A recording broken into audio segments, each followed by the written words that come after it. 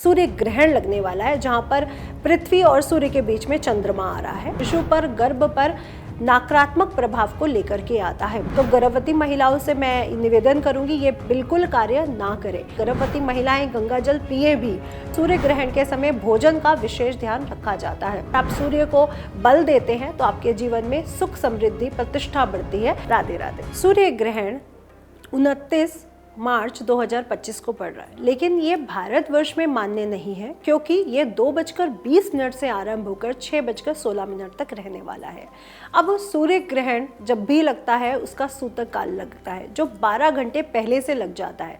इसलिए 28 मार्च को रात 2:20 से इसका सूतक आरंभ हो रहा है। यहाँ पे भारतवर्ष में रात्रि होने के कारण, भारत में रात्रि होने के कारण इसका सूतक काल भी मान्य नहीं है। लेकिन कोई भी ब्रह्मांड में कोई भी ग्रहों की एक संरचना चल रही है, ग्रह को सूर्य ग्रहण लगने वाला है जहाँ पर पृथ्वी और सूर्य के बीच में चंद्रमा आ रहा है।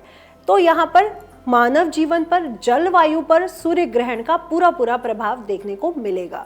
इसलिए गर्भवती महिलाएं बहुत ध्यान रखें। आप अपने जीवन में अपने बच्चे के लिए, अपने शिशु के लिए इस समय का बहुत ध्यान रखें कि आपने खाना पीना नहीं है, सोना इस समय बिल्कुल भी नहीं है, और आपने अपने शरीर को कहीं मोड़ना नहीं या पालती मारकर बैठना, हाथ पे हाथ चढ़ा के बैठना आपको बिल्कुल भी नहीं करना है। जो शार्प ऑब्जेक्ट है जैसे कि कैंची है, चाकू है, आपने इन सब चीज़ों का प्रयोग नहीं करना है। ये शिशु पर, गर्भ पर नकारात्मक प्रभाव को लेकर के आता है। माचिस का प्रयोग इस समय नहीं किया जाता, ये भी शिशु के लिए बहुत अच्छा नहीं माना जाता। कुंडी को लगाना यानी किसी लॉक को करना या लॉक को खोलना भी शुभ नहीं माना जाता। तो गर्भवती महिलाओं से मैं निवेदन करूंगी ये बिल्कुल कार्य ना करें। और जो सूर्य ग्रहण लग रहा है ये बहुत विशेष रहने वाला है क्योंकि इस दिन शनि अमावस और शनि राशि परिवर्तन भी है। इसलिए सूर्य ग्रहण के उपरांत आप लोगों ने नहाना ज़रूर है। अपने घर में गंगा जल छिड़कना है। गर्भवती महिलाएं गंगा जल पिए भी, क्योंकि जो भी नकारात्मक प्रभाव अगर शिशु पर पड़ा भी होगा तो गंगा जल उसे दूर कर देगा। साथ ही साथ आपने इसके बाद सूर्य से रिलेटेड जैसे गेहूं है, गुड़ है, इसका दान जरूर करिए ताकि आप पर सूर्य ग्रहण का कोई भी बुरा प्रभाव, नकारात्मक प्रभाव बिल्कुल भी ना पड़ पाए। तो ये सूर्य ग्रहण पर गर्भवती स्त्रियों के लिए है। लेकिन अगर आपको डॉक्टर्स ने भोजन का वो बताया है कि आप कुछ समय में भोजन करें, कुछ लोग डायबिटिक हैं, तो मैं कहना चाहूँगी वो फलाहारी ले सकते हैं क्योंकि फल को धोकर या छील कर खाया जाता है। जो बना हुआ खाना है उसको धोकर या छील कर नहीं खाया जा सकता। इसलिए प्लीज़ आप फलाहारी पर रह सकते हैं 2:20 से लेकर 6:16 तक। इससे पहले आप अपना लंच अच्छे से कर लीजिए ताकि आपको ज़्यादा दिक्कत ना हो। और शिशुओं के लिए, छोटे बच्चे जो आपके घरों में, उनसे भी मैं बोलूँगी इस समय उनको फल दे दीजिए, लेकिन पके भोजन से थोड़ा सा दूर रहने की कोशिश करिए।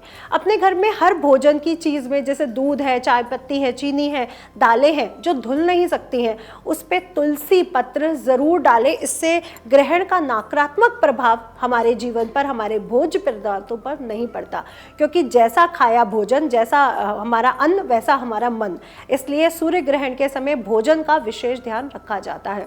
मंदिरों में पूजा इत्यादि नहीं की जाती, पर्दा रहता है, मंदिर में मूर्तियों को हाथ नहीं लगाया जाता है, इस बात का भी आप विशेष ध्यान रखें।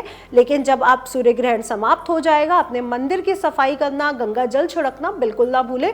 और उसके उपरांत भगवान को नहलाने के बाद आप उनको भोग भी जरूर दें। तो ये सूर्य ग्रहण पर जो बहुत विशेष चीजें हैं, तो सूर्य ग्रहण पर इन उपायों को आजमाएं और दान इत्यादि जरूर करें। सूर्य ग्रहण के पूरा वक्त अगर आप किसी भी मंत्र का जाप कर सकते हैं, ओम नमः शिवाय है, ओम विष्णवे नमः है, किसी भी मंत्र का जाप, ओम सूर्याय नमः, विशेष आपको विशेष फल देगा क्योंकि सूर्य को ग्रहण लग रहा है। और अगर आप सूर्य को बल देते हैं तो आपके जीवन में सुख समृद्धि प्रतिष्ठा बढ़ती है। इसलिए ओम नमः शिवाय या आदित्य हृदय स्त्रोत या ओम विष्णवे नमः या विष्णु जी के सहस्त्र नामों का जाप आप लोग कर सकते हैं। राधे राधे। अगर आप ये वीडियो YouTube पर देख रहे हैं तो हमारे चैनल को सब्सक्राइब कर बेल आइकन दबाएं, और Facebook पर देख रहे हैं तो हमारे पेज को लाइक करें।